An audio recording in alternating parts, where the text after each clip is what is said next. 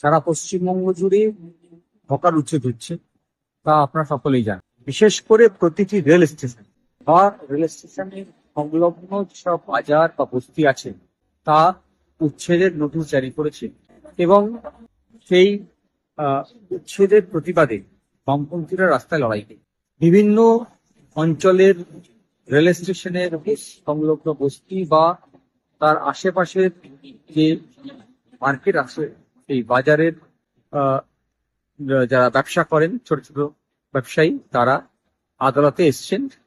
তাদের হয়ে আমরা সওয়াল করছি আদালতে ইতিমধ্যে একটা স্থগিতাদেশ দিয়েছেন, হকার উচ্ছেদের উপর নিষেধাজ্ঞা জারি হয়েছে। আমরা দাবি করছি যে যতক্ষণ না পর্যন্ত পুনর্বাসন হচ্ছে ততক্ষণ পর্যন্ত হকার উচ্ছেদ নয়। কিন্তু এবং যে প্রক্রিয়ায় হকার উচ্ছেদ হচ্ছে সেই প্রক্রিয়া বেআইনি এবং বাতিল করতে হবে। মামলা শুনানি চলছে। আগামী 31শে জুন পর্যন্ত এই হকার উচ্ছেদের উপর নিষেধাজ্ঞা জারি আছে।